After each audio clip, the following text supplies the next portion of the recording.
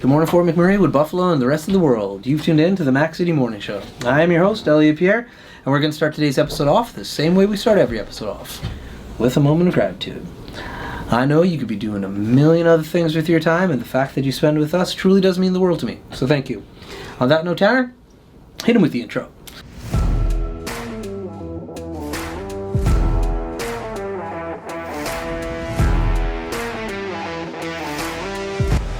Hey, it's Keith Simpson here. I'm the general manager of Norel Toyota, soon to be Fort McMurray Toyota. Pretty excited for our new dealership. We're here to take care of you. Come on down and be part of our family. And we are back. Big shout out to our title sponsor, Norel Toyota. Really do appreciate your ongoing support. As everybody at home knows, I do not introduce my guests because they can do a better job at that than myself. So, sir, can you please tell everybody at home who you are and what you're about? Well, thank you, Elliot. Thank you, Tanner. Thank you for having me here on Mac City. Yeah, man. Yeah, you know, like everyone strives to be the real Mac of the city, you know. And I'm no different, but I'm struggling, so I'm just here for some support, moral support, just to kind of air my story. Yeah, man. My name is Love. A lot of people call me Dr. Love because of the MD. Mm-hmm. That's my artist name when I was trying to be popular in the music industry. But most people call me MD, MD Love, MD Financial, a whole bunch of AKAs. Yeah, aliases, right? But for now, for this purposes, I'm still MD Love Incorporated. Nice. So I choose to advertise myself as an entity because tax purposes. I like that. And so we met you. You've been here before. I have. Just not on film. So you've seen the process. Absolutely. When you came here with, starts with a C. Clyde, thank you. You came with Clyde. Counselor, yeah. And then I invited you a little bit earlier to like kind of see and feel what's going on. What's going on, right? So, from your perspective, what do you think about the process? It's you make it very relaxing. It feels like I'm talking to like a brother or whatever. We're just kicking back in the living room, just like, you know, relaxing. And that's actually why I'm here, because I'm shy. Yeah. Well, one of the girls who came earlier, I can't pronounce her name. She's from Nigeria. I'm not even going to try. Right. She's in a play, like Nice. at with Swamp Rat next weekend, right? Right. So she's the head. She's the lead of this play. Nice. And she comes on and she says, I'm an introvert. We even asked her a question, if you could have a superpower, what would it be? She's like, I wish I was invisible. And so you're just like, and so she's a real introvert, but she's literally the head of the play. She's like the star, right?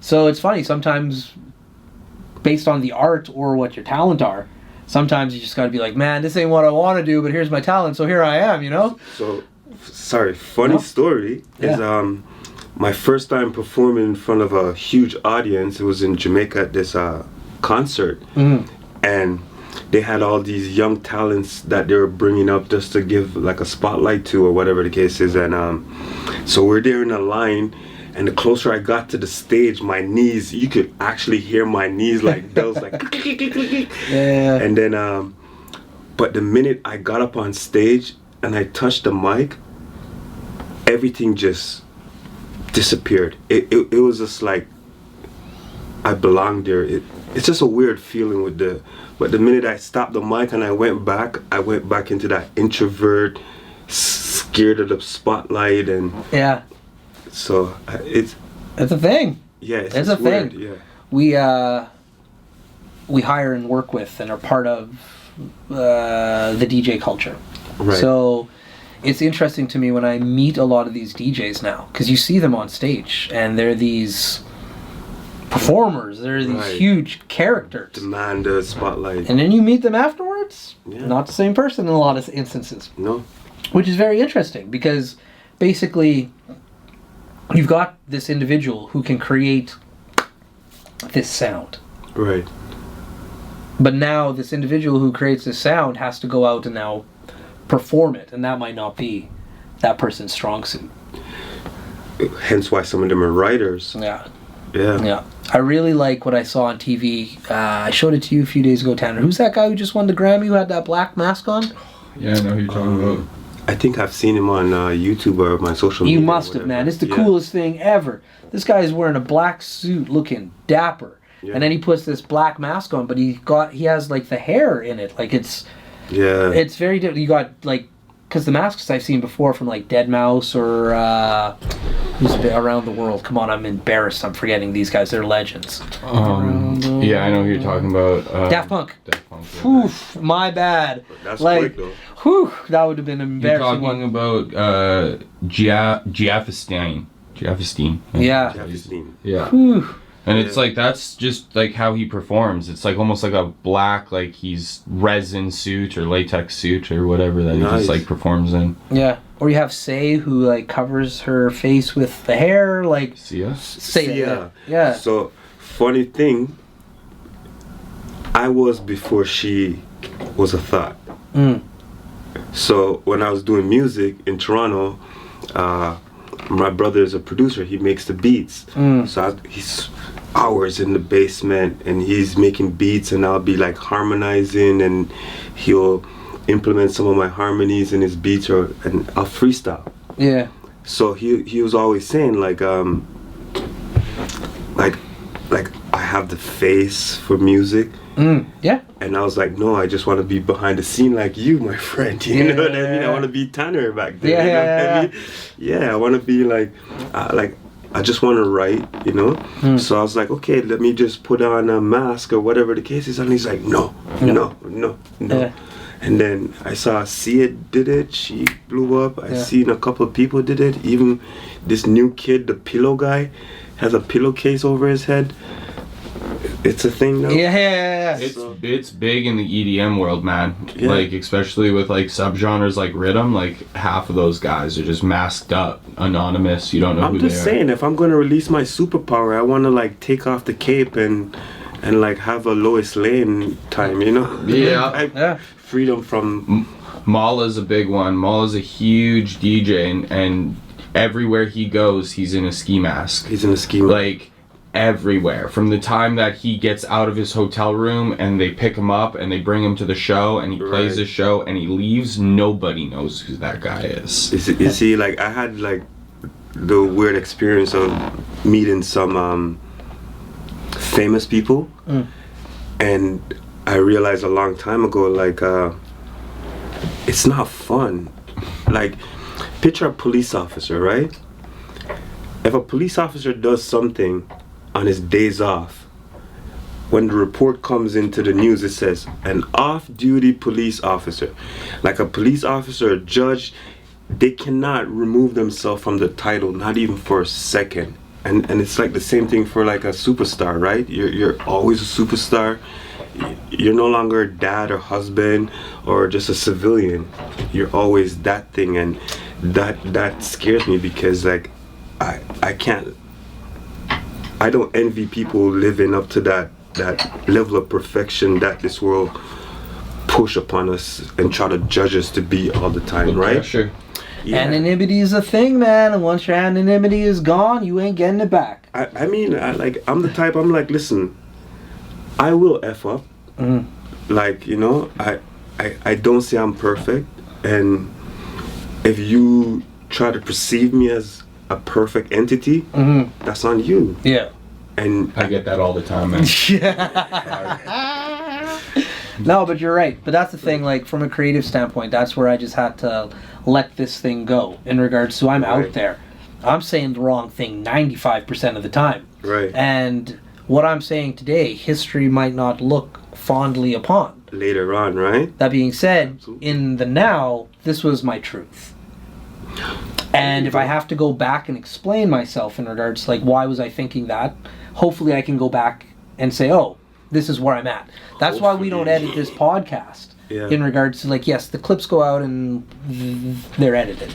But the podcast in itself is one continuous stream. So that you can say, hey, look, you might not have liked what I said on minute 25. Right. That being said, if you listen to the whole conversation, you'll see how I got there. Right. Right? So that was my way of being being online. Context is so important. Yeah. Right. being online and being able to be like, yo, this is my story, this is how I want to be perceived, and it's in its full entirety. So that's when I've been on other podcasts or interviewed by other individuals, and that's one thing. Everybody does it different, and I recognize if I'm on somebody else's creative platform, then I have to be a little bit more like, yo, this is you, not me. This is us. Right? But on mine, I'm going to be able to point back to like, yo, it was long form. Look at the context. Look at the context, right? So yeah, even with why I'm trying to open up, and because I brought my bandana. Usually, if you see me going to any international airport, I have the bandana on. Yeah. Just for even facial recognition. Dude, there's clothing you can buy now for it, man. I've been researching that. Absolutely. Yeah. Yeah, with the like the camera, the lighting, once it hits you, it reflects a certain way. Yeah, yeah. But it's more like even in Toronto, I've seen people hold their phone and try to record me, and I don't know when this time shifted where you can just record someone in public just because you feel like it. But I'm not that type of person where, like, even when I was taking pictures with my son, like, he had to ask me permission to post it on his platform, because I'm not the type to, like, I'm afraid of what you can do with my pictures, because AI has changed right now, and the technology has changed where you can do something with my visual, my audio, and then I don't have the resources to go and forensic it to try to prove my point. That's right. Oh no. Right? Yeah. It's just a thing right now, right? It's a thing. Yeah. Yeah, you got planet Earth. Yeah. And you got planet Internet. And And like, just like any country or any, like, you got to have a passport to get a planet Internet. Yeah. We got our phones. That's your passport. Yeah. And so you have an avatar there that, like, anything can, like, it's wild up there. And it's hard to come back from anything. Like, it's like, even if someone issues an apology, what are the chances it's gonna reach 0. a billion people? 0. Like, they don't and then care. how like, it's not like linear television where, like, hey, on Monday I screwed up. Right. On Wednesday I said I'm sorry. And then on Friday there was a news story and it was forgotten. And it was forgotten. Now you put it online and it literally goes everywhere because it's not a linear broadcast. Right. Somebody might not see you messed up for another 2 years. And if they saw the mess up today, they might not see your apology because it didn't go in their feed. So you're kind of damned if you do, damned if you don't. Right. So that's why I'm so afraid of this whole, like, public setting, I can record you if I want. Yeah. But I'm always of the mindset of I'm a Jay-Z, so if you put my face on my platform without my knowledge and consent, I might sue you. Yeah. You're like, yeah. I don't have the money. But you feel a way about your image. It's my image. It's your image, bro. I get it. And you can't just put it on your Instagram because you want to public shame me or blow you up, like positive and or negative, bro. Right, you're not gonna like, you don't know. You're not gonna abuse me for a like. Yeah. No. Yeah. And well, I'm Jamaican, so before I sue you, I might think just to bitch slap you and put it on World Star. I'm sorry, no World violence. Star, man. But I'm throwback. just saying, there's people out there that like think like this, like you can't just shove a camera in someone's face and think, oh, it's my right. You're in a public setting. I can just put you on my Instagram and broadcast you to billions of people without your consent. But yeah, dude, you should have seen the meeting I was in yesterday. I said something very, very similar. Yeah. But yeah, it's a different time in history that we're living in. It is. Where your image and your likeness, especially online, is not necessarily yours. And even content that you put out is not yours because that content can now be taken and changed and made better in certain cases. Like I love when somebody takes one of our clips and then turns it into something else. I'm just like, oh, cool. I never and that's good for me for promotion and all this, that, and the other, right? Until it's not. Right. So, and it's a deep, deep conversation. And luckily, it makes me feel a little bit warm and fuzzy at night that there are people having these conversations that are a lot smarter than me, for God's sakes, because like, dude, it's for real. And if you like look at some of the laws, like globally, how we all use the internet is different, which is fascinating. It's crazy, right? Crazy. And there's certain countries, like, I love that the fact that I can say I'm in Canada.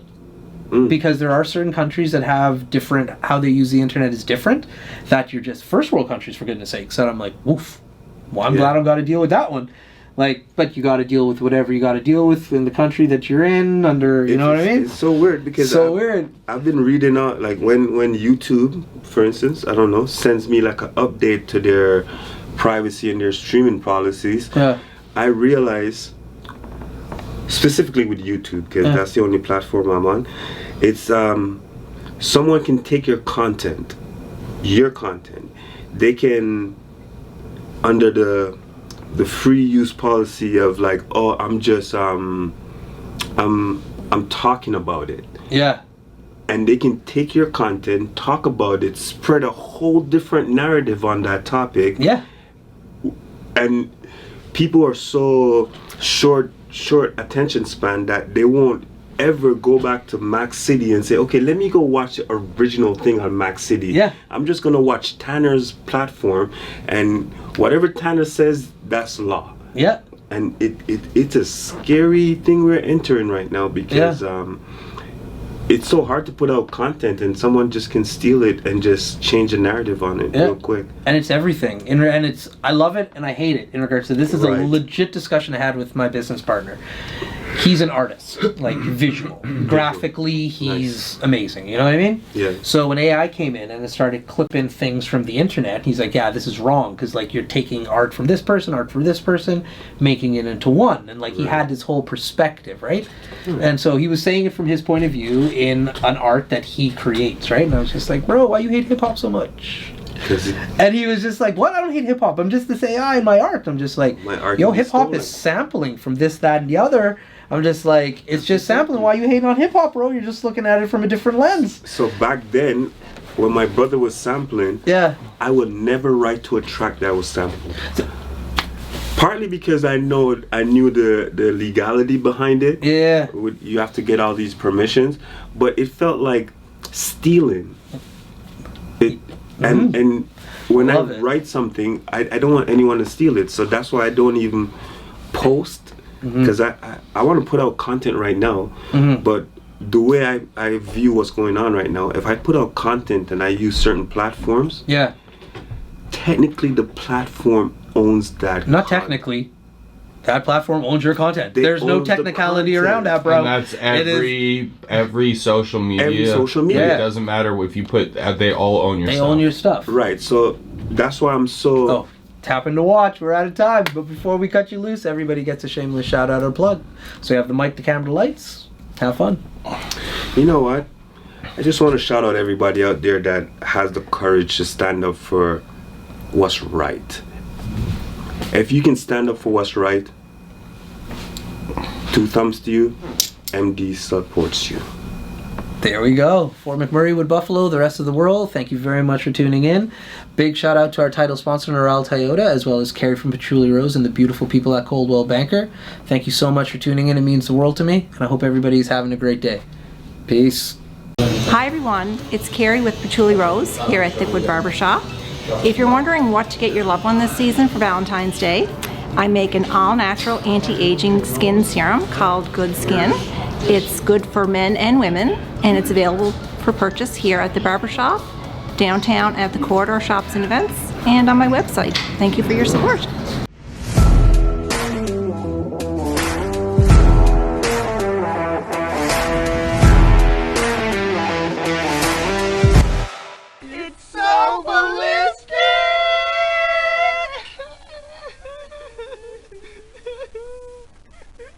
Talk about quenching your ugly thirst.